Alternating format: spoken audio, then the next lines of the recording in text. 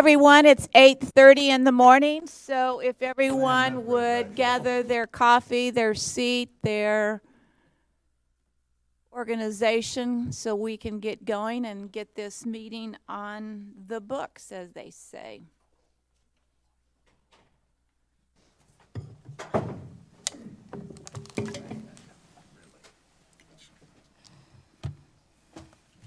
It is 8:30, and we will start today with our, as usual, chaplain prayer and pledges, and we have Chaplain Ralph Dawkins here to start the meeting with prayers, thoughts, and pledges. Good morning. Let us pray. Father, thank you for the opportunity to invoke your word through prayer in this first meeting of the year. You said that we should pray for those that are in authority over this city, and so I pray and lift up the mayor, her staff, assistants, the city council members, the city manager, and every person and department that is instrumental in leading and directing our city. I pray that you would bless them today to work together to tackle the items on the agenda. May you keep division and hidden agendas from among them. And I pray that you would give them godly wisdom and direction on how to lead and manage and operate our city and its departments. I ask that you would work mightily in them today. Come into this room, cause them to have a productive meeting. Lead each and every one of them so that they can make fruitful contributions and enable them to think and strategize in ways that will bring great results. Lord, I pray for these servant leaders that you would give them wisdom and courage on how to deal with the community and all the families that are in it. And lastly, I pray for the chief, his family, and the loss of their mom. I pray for the entire police department, the sheriff's department, the fire department, and every first responder that serves in our city. And lastly, Lord, I pray that you would bless our city with economic prosperity, that you may draw in and attract to our city industry, businesses, and corporations that will produce jobs and revenue and help our city to grow. In Jesus' name, amen. Let us play the pledge. Flag of the United States of America, and to the republic for which it stands, one nation, under God, indivisible, with liberty and justice for all. Honor the Texas flag. I pledge Allegiance to thee, Texas, one state, under God, one and indivisible. Thank you.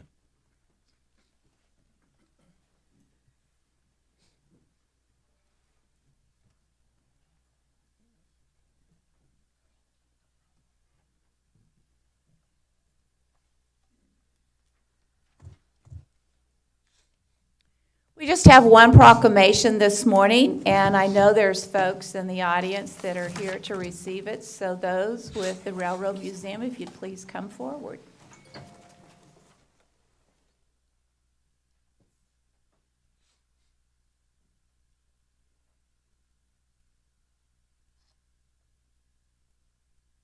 Museums have the power to create unity by celebrating a collective area and enabling people to learn about history. The Railway Museum of San Angelo is proud to celebrate 25 years.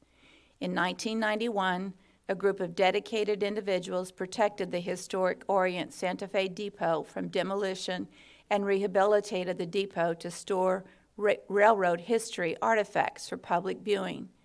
In 1996, the historic Orient Santa Fe Depot's title changed to the Railway Museum of San Angelo and has since then remained committed to preserving the rich railway history of San Angelo for future generations. The Railway Museum's mission is to create a connection from our past to the present that will enable us to clarify our future. Over the last 25 years, many partners have contributed to maintaining the Railway Museum, including the City of San Angelo, Goodfellow Air Force Base, volunteer organizations from Angelo State University, and railroad retirees and devotees. The Railway Museum continues to strive to preserve West Texas Railroad history to share with the community and travelers from around the world. Each year, the museum rings in the Christmas holiday with Santa Fe Christmas, encouraging people of all ages, cultures, and financial status to build unity and family traditions.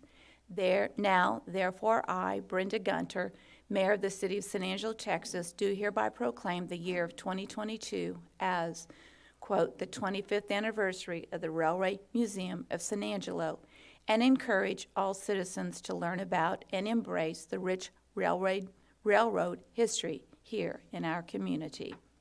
Congratulations. Please come forward and speak. Good morning. Thank you, Mayor. We are so excited to be celebrating the 25th anniversary of the Railway Museum. I'm Susanna Valenzuela. I'm the president of the Railway Museum. This is Monica Ramos. She's our vice president. And Linda Bond. She is in charge of our living history tours. Tammy Verdon is with the Texas Fork Trail. She's one of our members as well. And so we are thrilled that people wanted to save this museum back in 1996 and have made it such a wonderful treasure for San Angelo and for visitors to come visit. We're going to party all year long. So we invite you to come to our Facebook page and see what all we're going to be doing. This Thursday, we're having a ribbon cutting at 2 o'clock, and everyone's invited. We will be expanding our business hours. So we're really excited to announce we'll be open on Thursdays and Fridays in addition to Saturdays. And then also we are adding second Saturdays where we will have our motorized train, and we'll have a pop-up shop, several other activities for families to come have fun. So join us, celebrate with us, and thank you.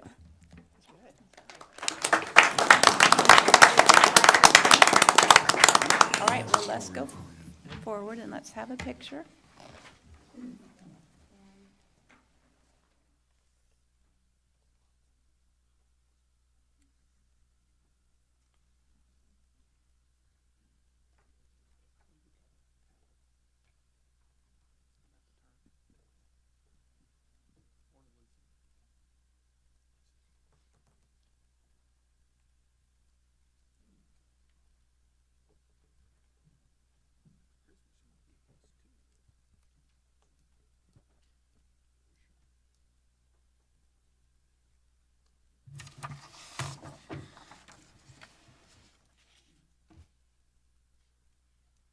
With that, we will now move into public comment. If you choose to offer public comment, please come forward and state your name and address or SMD. Each citizen can speak just once per item unless asked to comment by council. Public comment must be 3 minutes unless extended by council or translation services. The proponent or opponent, 5 minutes unless extended by council or translation services. Council has no obligation to respond to comments or questions from the public. Any response from a member of the City Council to non-agenda comments is limited to a statement of specific factual information, recitation of existing policy, or directing staff to place the subject on a future agenda. Do we have any individuals in the audience today who would like to come forward and offer public comment?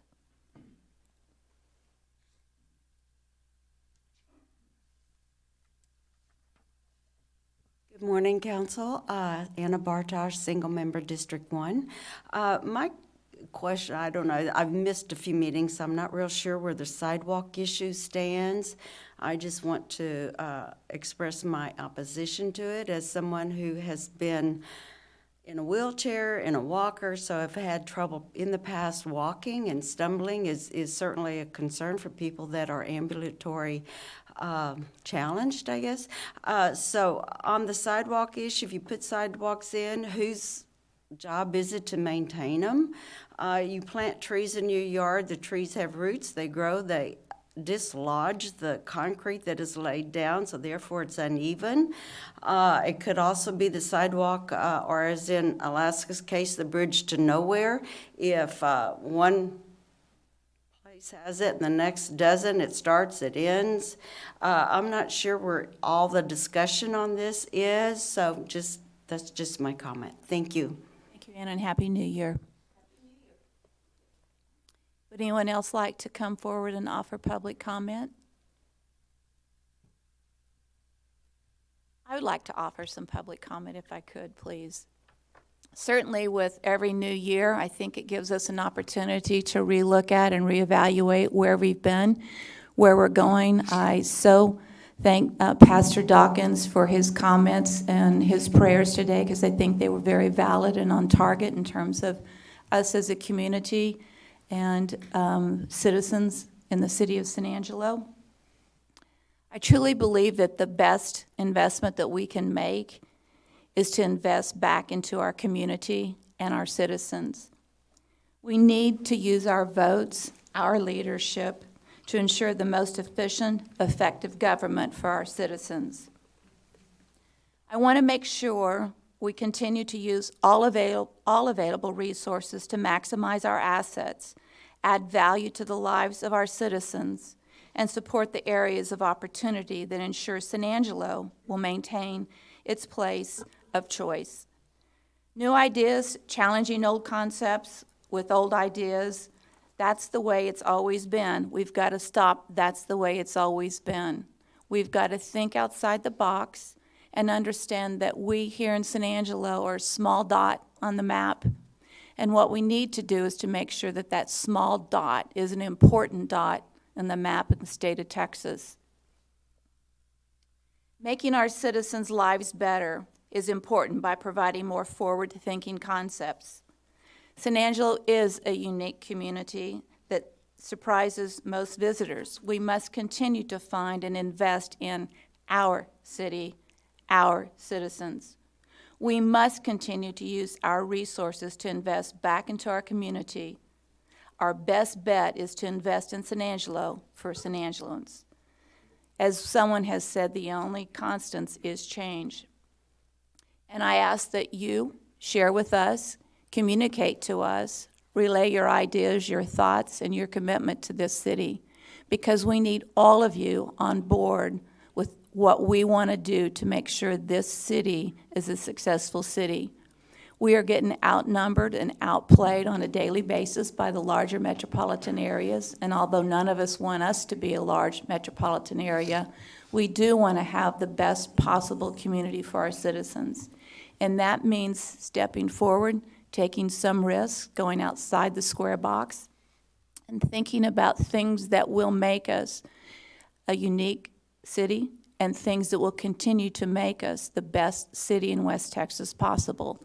We ask for your support. We ask for your voice as we go into 2022. I have a hard time saying 2022. Somehow that is difficult to say, and yet I know that we're all looking for a much brighter, safer 2022 to celebrate our lives and the future of San Angelo. Thank you for your support. Thank you for your prayers. Thank you for your encouragement. It all means so much to each of us.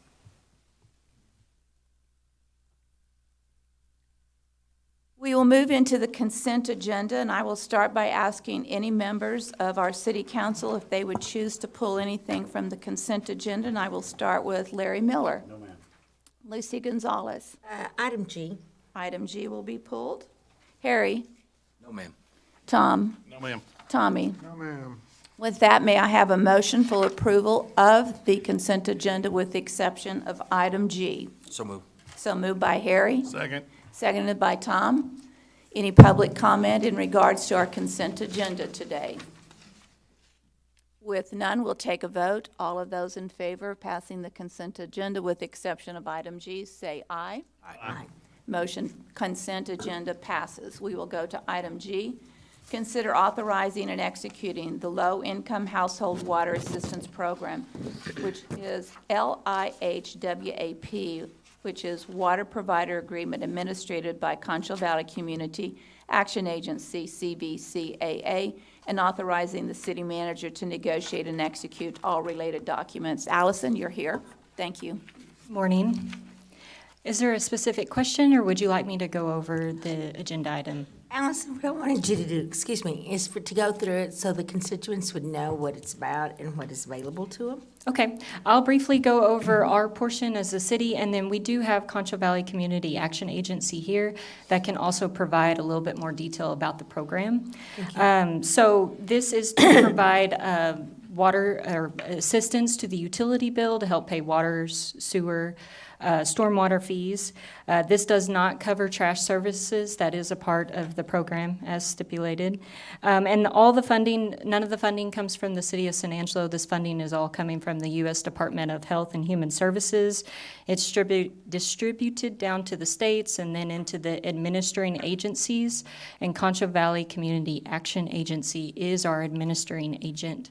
And then they anticipate approximately $440,000 to be sent to Concho Valley Community Action Agency. That is for the entire Concho Valley, so that isn't very specific to San Angelo, but a lot of their customers are from San Angelo and are San Angelo water customers. And this will also be in addition to our low-income program that we provide $50,000 to Concho Valley Community Action Agency to help with low-income households. So the 440 plus the 50,000. And I'll let Tracy with Concho Valley Community Action Agency come up and discuss the program.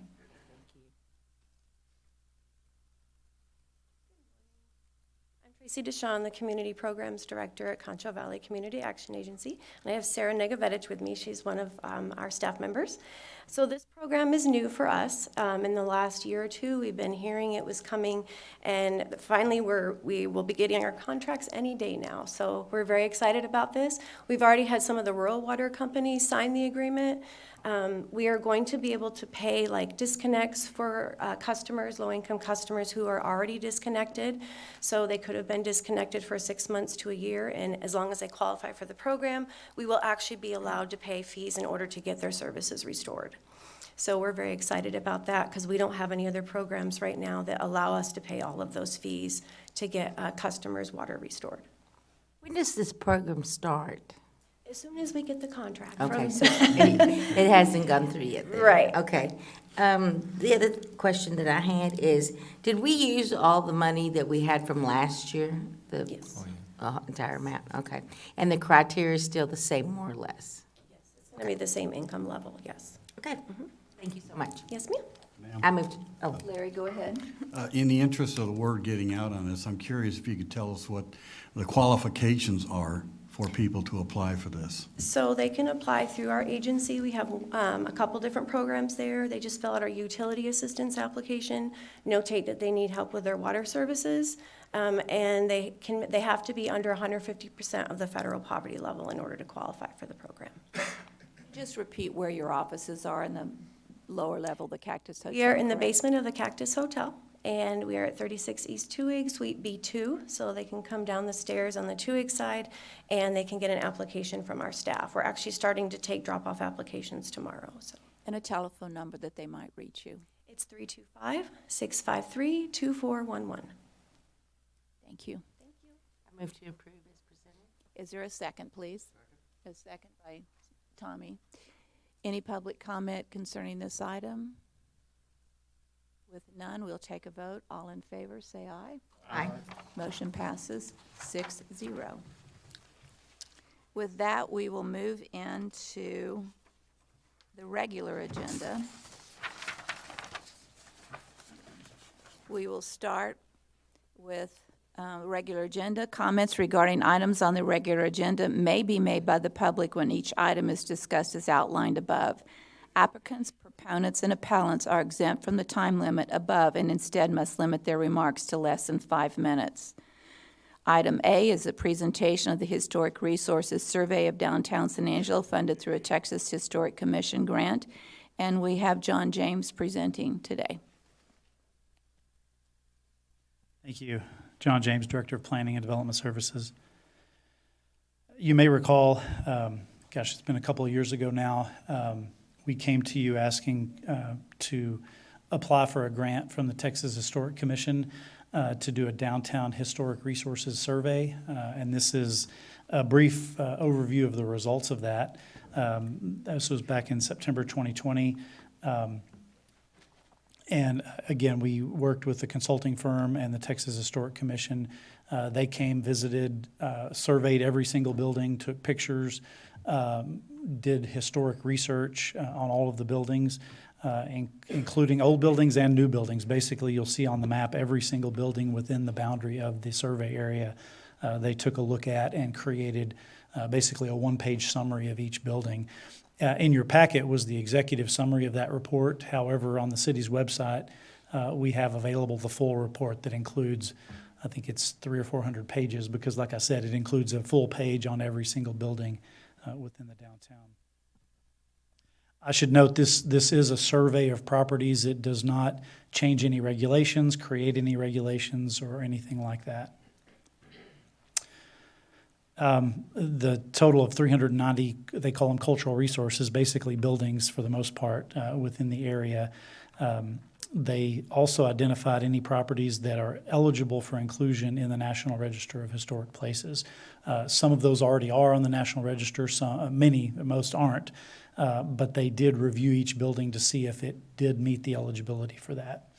And then for every property that was surveyed, they gave it a designation of high priority, medium priority, or low priority based on both its historic character and the shape of the building. So even if it's old, if it's kind of run down, then it might be medium instead of high priority, for example. So this is the kind of the final map that they came up with, and I know you can't read all the details on this, but it does show a dot for each building, and then it shows red for high priority, orange for medium priority, and yellow for the low priority. And then the different colored boundaries, they in their report, they made some recommendations on if the city's going to consider a historic district. These are some options that they had looked at. And so one of the things that we're asking from you all is direction to proceed to look into creating a historic district downtown.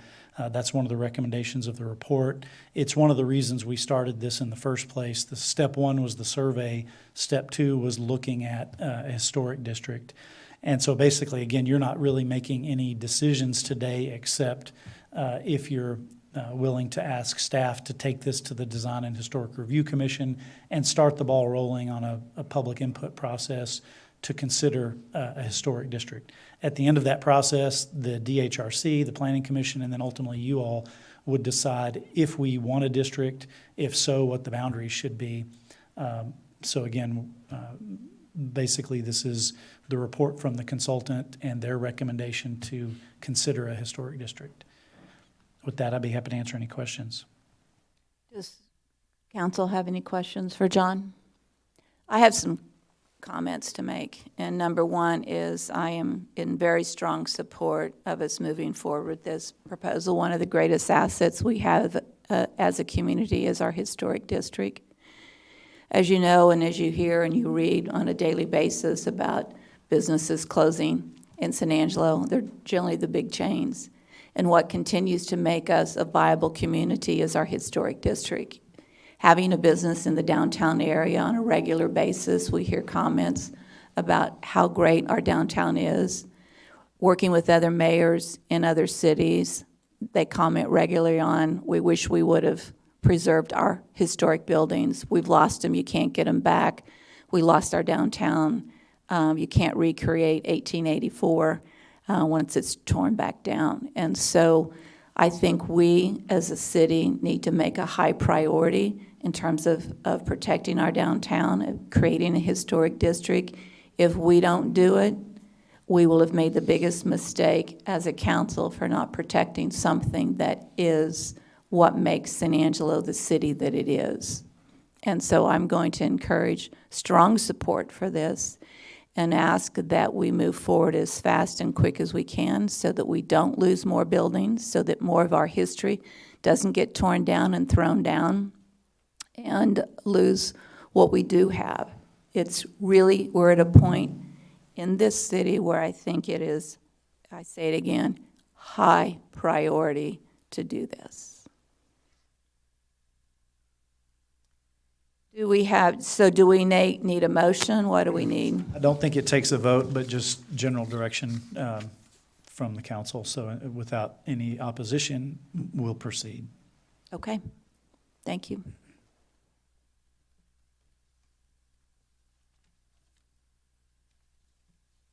I might ask, is there, we didn't need a motion, but is there anyone in the audience who would like to make comments regarding this item? Morning, Council. Michael Looney. I'm the Vice President of Industrial and Economic Development for the San Angelo Chamber of Commerce. The mission of the San Angelo Chamber of Commerce, EDD, is to work with its partners, COSA DC as our main partner, and we also work with Tom Green County on bringing industry and supporting industry in San Angelo. And that, at first, doesn't sound like it has a whole lot to do with a downtown historic district.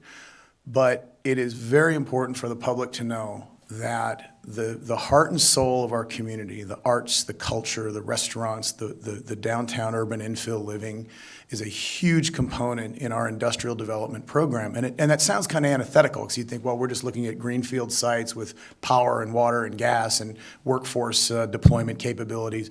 But that downtown is where we bring these companies, when we're recruiting companies, to see and to feel this downtown vibe and what we're doing. And that says a lot about our community. You can have a fantastic region where you have really strong, powerful economic industrial development, but if you have an old, very poorly maintained or dying downtown, it sets a precedent. Ours is not that. Ours is a revitalizing downtown. It is on the way to becoming an even better downtown. And it was really interesting because I was doing a little bit of research on a Main Street, and there are many Main Street websites that speak about downtown revitalization, everything from the West Coast all the way to Savannah, Georgia. And San Angelo plays right into that. And I wanted to read these really, this was perfect. It says that a downtown is a major employer in and of itself. It may be the largest employer in a community. An important community space where members of all segments of the community can meet equally for festivals, for lifestyle events and parades, and things that bring together arts and culture. So it's a very democratic communal space.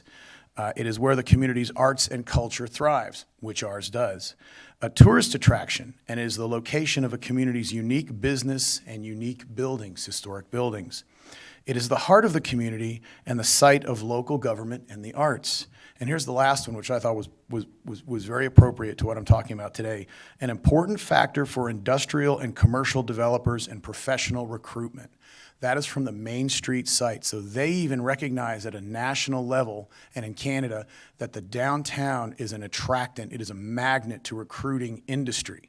And that's why the Chamber of Commerce and the Economic Development Department of the Chamber very strongly support this study and support continued further investment in downtown, because it is very, very important for us to display that culture and that historic culture, and it makes a really big difference, and it makes a big impact on the companies that we bring here to recruit. So that's all I had to add. If you have any questions, happy to answer them back. Here's my counterpart, Mr. Guy Andrews.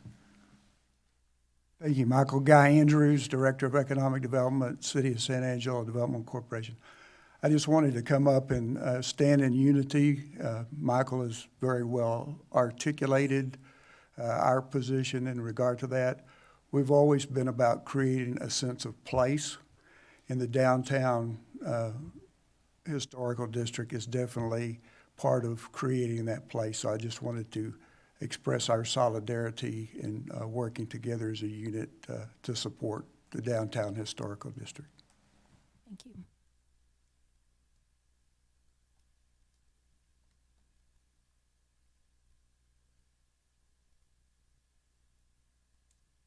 Larry Justice. I'm retired. Worked for Tom Green County for 38 years. Ran the library here.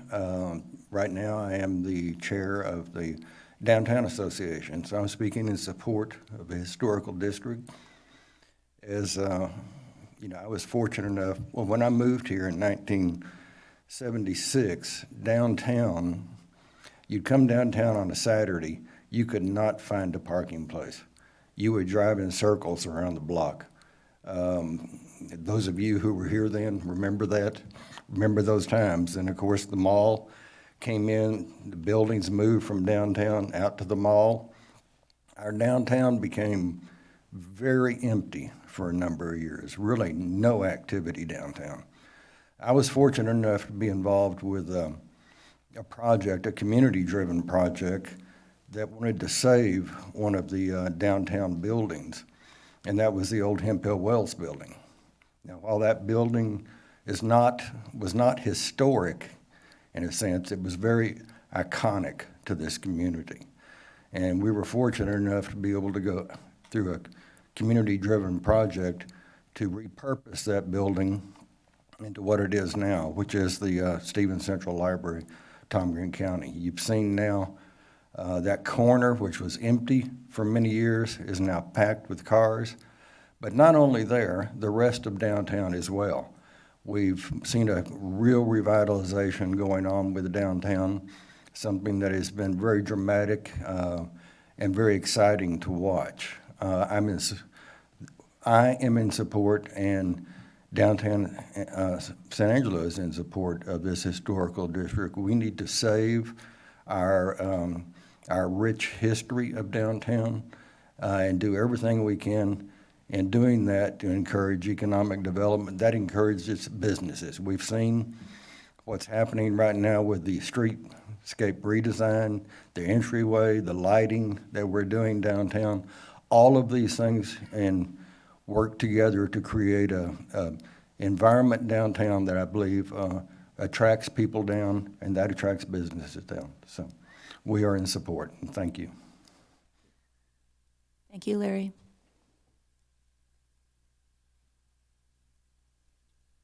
Morning, Council. My name is Del Velasquez. I'm the Executive Director of Downtown San Angelo. I just wanted to add one more thing. One of the things that the Historic District implementation would do is to protect the buildings that are now in place, especially in the historic buildings. There's a tendency in communities to want to bring them down and create new, modern-type facilities, and that's not really the culture that we've established in San Angelo, I don't believe, in my opinion. As part of the Main Street Texas Historical Commission program, that's one of our highest priorities, preservation. And taking this step and creating this implementation will help us preserve those buildings, and it's very important. That's it. Any questions? Thank you. Thank you very much. With that, that concludes. Oh, Monica, please come forward.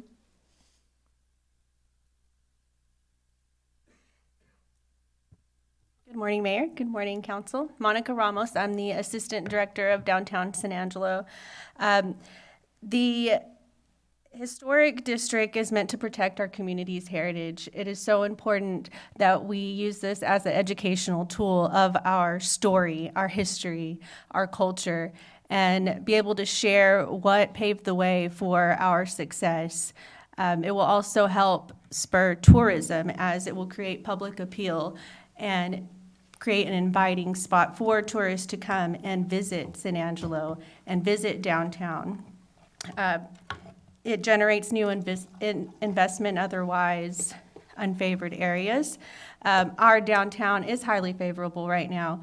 People, when they buy, they seek to make renovations because they know that their investment will be protected. And so this historic zone will protect their investment, so they will continue to seek properties in downtown. It also helps increase local tax revenue and property values. It protects against unsightly buildings in neighboring areas as well. So we just want to make sure that everything is in line and cohesive and protects our cultural district. And so I personally am also in favor of the zoning. Thank you. Thank you very much. All right, with that, that concludes the testimony of support for this new historic survey. So thank you. Item B, first reading and public hearing of an ordinance for Z21-15, a request for approval of a zone change from low-rise multifamily residence district to zero lot line, twin home and townhome residence district, being approximately 20 acres, located at Valley View Boulevard and College Hills Boulevard. And John, you're on. Thank you. Again, John James, Director of Planning and Development Services. You can see here the area in question. It is a rezoning, as you mentioned, from RM, which is a multifamily district, to an RS, which is single family. In this case, it's RS3, which is townhomes and those sorts of slightly denser but still single family development. You can see here the future land use plan for the area is neighborhood, so that's consistent. This rezoning is consistent. You can see on this map, all of this area in orange is currently zoned RM1, which would allow apartments. And so this smaller area of that, they're requesting to rezone to RS. And so I know there's been some concern from the neighbors, and so I just want to put out there at the very beginning here that what we're going from is more intense development to less intense development. And I think I have a slide that gives a little more detail on that. We did send 45 notices out to the surrounding property owners, received 11 in opposition, and you can see there the different opposition that we got. It is, since it's such a large area, that opposition is only 2.5%, and as you know, 20% is what would trigger a supermajority vote requirement. This is the preliminary plat. This has already been approved by the Planning Commission, and so this could always change, but this is the development on the site that has been approved. And so I think one of the concerns from some of the neighbors was what could this be in terms of multifamily or apartments? But you can see they've already preliminarily platted it out as individual lots for patio home type development. Again, they could change that, but this is what has been approved on the property. Like I said, the proposed rezoning is consistent with the comprehensive plan and the surrounding uses and zoning. It does help address a need for housing in the community as well. And as I mentioned, the zone change does reduce the amount of development that could happen on the property. So with the current zoning, they could build up to over 500 apartment units on that property versus the 70 lots that's on the approved preliminary plat for the area. And so it is a fairly significant reduction of density on the property. So the concerns about noise and traffic and drainage and all of that would be even less with this rezoning to RS from RM.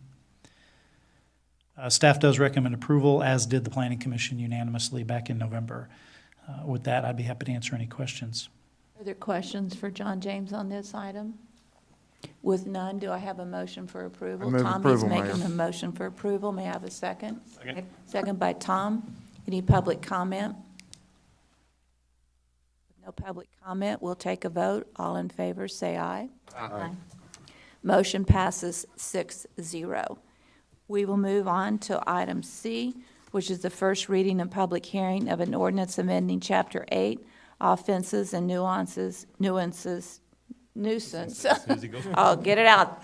Nuisance, Article 8.02, air guns, firearms, and weapons of the San Angelo Code of Ordinances to prohibit the firing of archery devices within the city of San Angelo and to bring the article into compliance with Texas statutes. And it's not Frank, it's Tracy. Good morning, Council. Good morning. Tracy Fincher, Assistant Chief of Police. What we have is a ordinance amending 8.02 of the city ordinances. Recently, we had an incident where a bow and arrow was being shot in a backyard, and it left the area and impaled in another residence. I conducted a review, and this has happened a couple times this year. Once we reviewed it, we realized we had nothing to prevent that from happening. So a review was done by City Legal and us, and we came forward with a recommendation to eliminate bows and arrows in the back of, or in city limits. And that's what we have. Brandon may have some more on it, but. Yeah, a few other things it does is clean up some provisions that no longer comply with the state statute. One of those was concealed carry, requiring a license, which that's no longer the case. And then there were some other things like brass knuckles that are now legal. So we've cleaned up those items. You know, I think we've all had complaints from citizens about deer in their yards, and they're all over eating their flowers and et cetera. So I'm in support of making this change, but then I wonder, what is it that we do with the deer population that tends to accumulate in certain areas. And Tommy, I'm sure you've got plenty of emails and phone calls. I think the best thing you do, Mayor, is nothing. We can't control the deer. They're going to go where they're going to go. So, yeah, there's lots of deer where I live. All right, so if no further question. I got some questions. Yes, Tom? Okay, and I think we've got several people here speaking on. There is a group of people that I would say use a bow and arrow, and my son is one of them. Practices in our backyard, shoots into a stall, secluded stall, something like that. But I mean, to me, this is almost a system of overreach. I'm all for safety, and I think the event that happened here was, it was a bonehead move. Somebody didn't have the precautions to set up and do their safety. But as we go forward with this, keep in mind that, and I'll give you an example, when I worked for the Stock Show and Rodeo, I put on an archery shoot at the fairgrounds and brought in, 60, 70 kids, and their families for 3-4 days. There's things that need to be considered with this, where you can, where you don't, exemptions. If somebody wants to put on a contest, who do they have to talk to come in and be able to implement a contest without going through 3 or 4 readings? I mean, do we have somebody that has the power to say, okay, we can grant you a variance for this period of time? And I know there's people here that are here to speak about it also. So I would love to hear from them before we vote, if that's all right. I would mention there is an exception for archery ranges, shooting galleries, and gunsmith establishments. So if you meet the definition of an archery range, then you'd be permitted to discharge the bow and arrow there. Right, I understand. But Neil, would you like to come up and speak? You want to make a motion for approval, and then we'll do public comment? I'm not going to make a motion for approval. Is there a motion for approval on this? I move to approve. Lucy moves to approve. Is there a second? And a second by Larry. May we have public comment, please?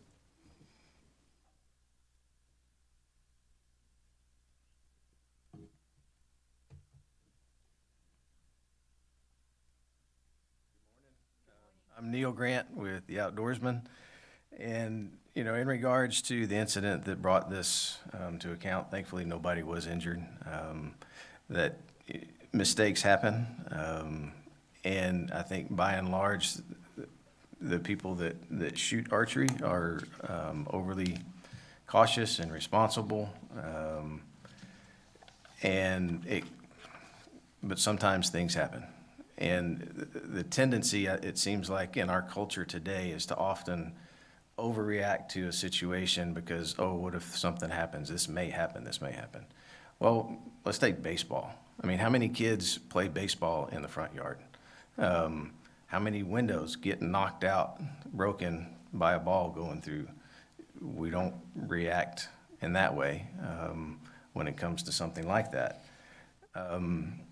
In regards, Brandon mentioned about the exceptions for firearms, but I think that statute, if I remember, says, the discharge of firearms in an archery range, shooting gallery, gunsmith's establishment.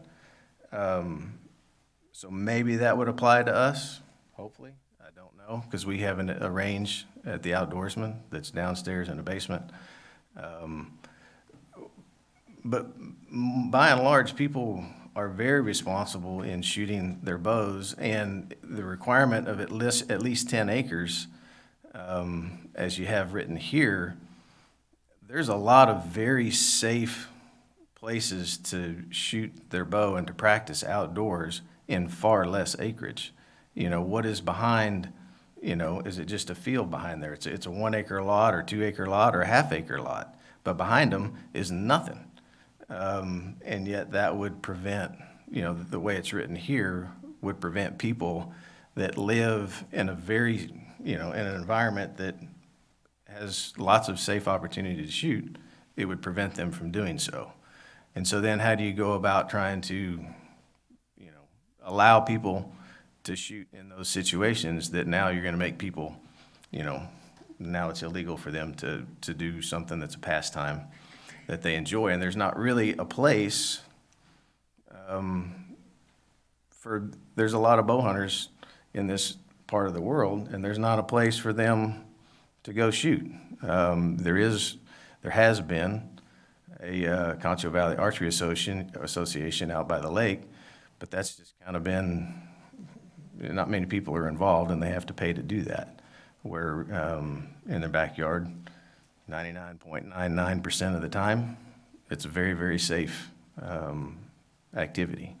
So I would just like you guys to consider all the, everything that's involved before you just say, oh my gosh, we got to do something, because that tends to be the reaction today, and that's not always the best case. Thank you. Is there a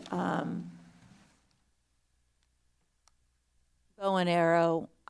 Okay, so this comes from a very uneducated bow and arrow expert sitting here. So is there specific bow and arrows versus other bow and arrows that, this one that happened was a pretty intense bow and arrow? Is there less than that? Meaning, like, Sure. Yeah, I mean, there's lots of different types of bows and that have different distances and how far will that arrow travel. And, the traditional archery, the recurves and stuff that, for example, there was an archery Concho Valley Archery. They have their little summer club, and our daughter does gymnastics there, but picking them up, and in the summer they have arrows, bales of hay against the brick wall, and the kids are 10 feet away, to shoot. There's no way that arrow's going to go anywhere other than into that brick wall. And yet, like Tom mentioned, well, if somebody wants to do something like that, that is a very safe environment to introduce kids into archery. How is that going to happen? What's the provision or the process that would make that available to them? But in regards to the bows, yes, if you shoot a compound bow straight up in the air that's, a high-powered bow straight up like that, yeah, it'll go a long way, up maybe 1,000 feet. 3 football fields, that's a long way. But if we have a tendency to shoot, a compound bow, that's, if we're at a slight angle like this, it may go 60 yards before it hits the ground. And so where a traditional archery, a kid wanting to shoot their bow that they got for Christmas, that's a little 5-10 pound recurve bow, it'd be lucky for them to get it from one side of the yard to the other, much less outside the yard. So yes, there is a big difference in, performance of bows. so with that being said, then is there, and I think obviously Tom has some resistance to this, is there language that should be changed in this that would allow for the protection that some people want, and yet not so strict that it would prevent some of the things that you just talked about? Well, I guess you could put something in there, that some type of language that, only traditional archery or only a bow that has, a draw weight of whatever it is that's determined. But that's going to apply to 1% of the people that we're talking about. The vast majority of people are bow hunters and archers that do it for either to hunt, to practice to hunt, for just recreation. They're going to be shooting a compound bow that's going to have varying draw weights of 30 pounds to 70 pounds, and it just kind of, so I think that would be a hard thing to limit as to what a recommended draw weight would be. Because, if you take a little kid and he shoots up like that, well, yeah, it may go into the neighbor's yard. With the lightweight recurve bow, but it's not going to go near as far as if somebody did that with a compound bow. If I may. Yes. So this is the first reading of this ordinance. I would highly recommend that before we get to the second reading, that we have an opportunity to sit down and look at possibilities for safety, what can be included in this ordinance that would address that. what kind of bows could be shot. I mean, compound bows are pretty darn powerful. And it's not just an expert that can get a hold of a compound bow. It's somebody that probably has never been shot one. It just does it the first time and actually injures somebody. I would recommend maybe we can sit down before the next reading and look at if there's any language that we can actually address safety, and if there's a way to do it safely, maybe include that in there. But again, this is just a first reading, Mayor. On the second reading, we can make those corrections. Should we make those corrections before we go to second reading? Not necessarily. The first reading at this point addresses the concern that we already have. The second reading would just infuse that language in there that would address the safety portion of it. So it would be you can knock it out at the second reading with the safety concerns addressed in there as well. So we can go ahead and move forward with the first reading and knock it out on the next meeting that we have for the second reading, and also include that safety language in there. Tom? I think one of the main things that I'm worried about, number one is safety, but number two is there's a lot of facilities that have ranges, and we need to be very clear on the definition of the commercial venue. Last thing I want to do is take away, and that was my first call to Neil, is if this thing goes through, I know you have an indoor range, and it's very safe, but being able to establish those and define those, where those are currently, all the existing ranges and places where they can go practice. Absolutely, but I'm right with Daniel on at least let's sit down and talk with some people. Have Neil come in and visit with Daniel, get a group, and maybe find 2 or 3 others before we move on with it. Right. Hey, Tommy, you wanted to add something? Also, maybe Brandon, maybe y'all did this, but look at what other communities have done that may address this very specific issue, so that it might be helpful then on second reading to say, here's some suggestions, options, alternatives. Absolutely. Okay, so what I'm hearing is we could go ahead and vote and pass this if everyone agreed, knowing that the language in this is more restrictive or needs stronger definitions so that we don't overreact and regret. We'll fine tune it there before the next. Okay, all right. Can we just table it, make the next reading our first reading, or do you not want? It's not really necessary. I mean, at this point, by the next reading, we already have the safety language and all that language we need in there. And at that point, it'll be finalized. Okay. With your concerns addressed. Well, the only issue is I want it maybe to be brought back on a regular agenda item, not a consent agenda item. Correct. So I don't want it in consent, so let's make sure it's put on regular agenda for further discussion. We'll do, Mayor. Harry? Question here is, can we get all this done before next council meeting? It doesn't have to be at the next city council meeting. It Let's could be get the it following. done right, whatever the time frame is. If it's a month and a half, whatever it is, we need to get it right. At that point, we'll do the second reading. People agree with the language and that we protect citizens but don't overreact and create an ordinance that is too restrictive. Okay. Okay. Any further public comment from anyone? Thanks, Neil.